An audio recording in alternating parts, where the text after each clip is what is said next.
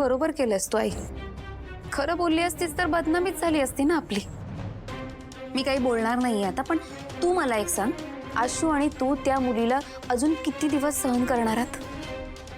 हा चर्चेचा विषय नाही. म्हणूनच हा विषय संपवायला हवा आता. नाही म्हणजे भाऊच आता कसे वागायला लागलेत बघतीयस ना तू. त्या मुलीचा परिणाम जर आशूवर व्हायला लागला ना आई, काय करणार होत आपण?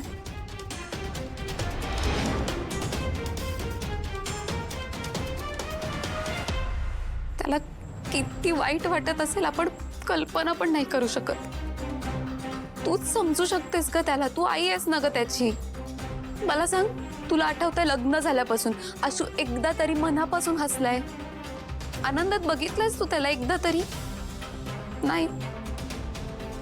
बिचारा माझा भाऊ.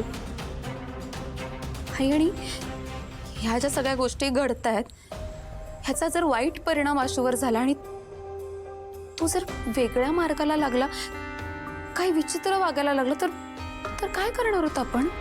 आई प्लीज, मी तुला रिक्वेस्ट करते, ह्याच्यावर एकदा विचार कर. नाहीतर आयुष्यभर आपल्याला नातेवाईकांसमोर फक्त आणि फक्त खोटंच बोलावं लागणार आहे. Please I. ये जीजू, अरे ऐक ना, इथे खरंच यायची गरज होती का? अरे मी करतो. अरे बस बस.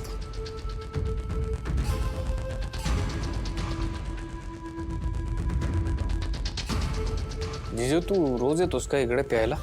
नाही रे, मी रोज आलो तर कीर्ती माझं काय करेल माहिती ना तुला. मी आपलं मित्रांबरोबर कधीतरी आलो तरच. Captain, yes sir. 2 लार्ज. तू काय घेणार आहेस? नो थँक्यू, काही नाही. Okay, that's it. ओके. मात्र आशू, मला हेच म्हणायचं होतं की तुझ्या आयुष्यामध्ये आता जे काय चालू आहे त्यात सगळ्यात महत्त्वाचं काय, तर तुला काय वाटतंय? हे बघ, भाऊ आणि सीताई फक्त तुझ्यासाठीच भांडतायत, पण या सगळ्यात तुझा काहीतरी स्टँड असायला हवा ना? काय स्टँड घेऊ? मी कन्फ्युज्ड आहे. फक्त मला कळत नाही काय करायचं. आय मीन, शिवा माझी मैत्रीण आहे. होती. हां तेच, पण मला राग येतो तिचा, पण मला तिच्यावर चिडायचं नाही आहे. कन्फ्युजन आहे खूप. ठीक आहे. बघ, या सगळ्यात तुझी काही चूक नाहीये. शिवानी जर तेव्हाच लग्नाला नकार दिला असता तर आज हा सगळा तमाशा झालाच नसता ना. पण हे सगळं ना माझ्याच आयुष्यात घडतं असो, आणि का घडतं हेच मला कळत नाही. करेक्ट. म्हणूनच मी तुला इथे घेऊन आलोय. आता इथे आल्यावर तुझं कसं माइंड एकदम क्लिअर होईल आणि मग तू नीट विचार करू शकशील. रिलॅक्स. हां भाई, काय करतो?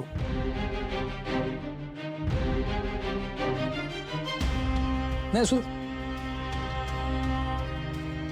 ओके.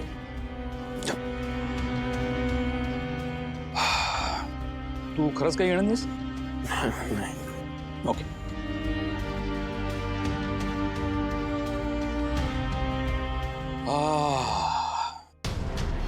आत्ता कुठे थोडंसं बरं वाटतंय. कसं आहे ना आशू, मला तुझी ही अवस्था बघून ना खूप वाईट वाटतंय, त्रास होतोय. मी काय म्हणतो, तू थोडीशी घेऊन बघ. हे बघ, परत घे मी असं अजिबात म्हणणार नाही. एकदा घेऊन बघ, थोडंसं पिऊन बघ, म्हणजे तुला बरं वाटेल. नाही. Okay, as you wish. हां, पण हे बघ, मी तुला लिहून देतो. तू आत्ता थोडी जरी घेतलीस ना, तू डायरेक्ट चंद्रावर जाशील. हां, या सगळ्यापासून लांब. कुठलाही विचार नाही, कसलं टेन्शन नाही. अरे कोण शिवा, आपल्याबद्दल काय चाललंय ह्याचं तुला काहीही आठवणार नाही. कसं आहे, एकदम शांत होशील आणि मग तू नीट विचार करू शकशील.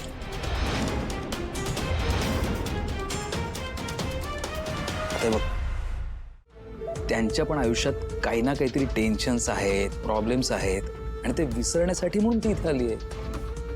हां, मी काय म्हणतोय, तू थोडीशी, जास्त नाही म्हणत मी, एकदम थोडी. अरे काही झालं तर मी आहे ना. हे बघ, मला माहिती आहे तुझ्या आत्ता आयुष्यात जे काही घडतंय त्याची मला कल्पना आहे. म्हणजे शिवा तुझी मैत्रीण आहे, तुला तिच्याशी लग्न करायचं नव्हतं, पण लग्न करायला तिने भाग पडलं. तिने, बरोबर ना? कसं आहे म्हणजे लग्न का केलं तिने तुझ्याशी? कारण दिव्यावरती तुझं प्रेम होतं, तिने तुला धोका दिला आणि मग ती अचानक पळून गेली आणि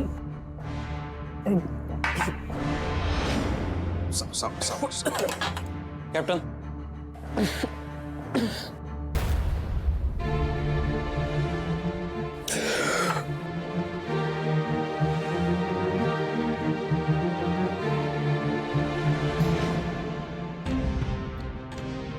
शिवा शिवा शिवा सतत ना शिवाचं नाव ऐकून तर मला वीट आलाय. एक तर आधी दिव्या पळून गेली, त्या संधीचा हिने फायदा साधला, तिने माझ्याशी लग्न केलं.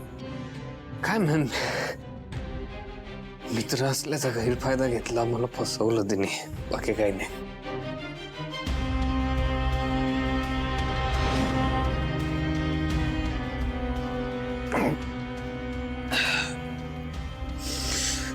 आयुष्य बर्बाद केलं तिने माझं. माफ नाही करणार मी कधी तिला.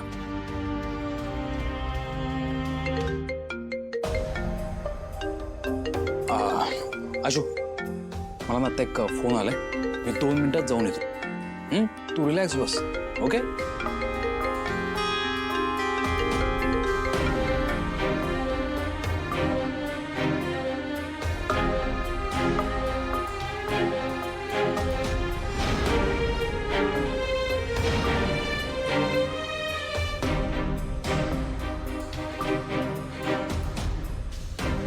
आइस और एक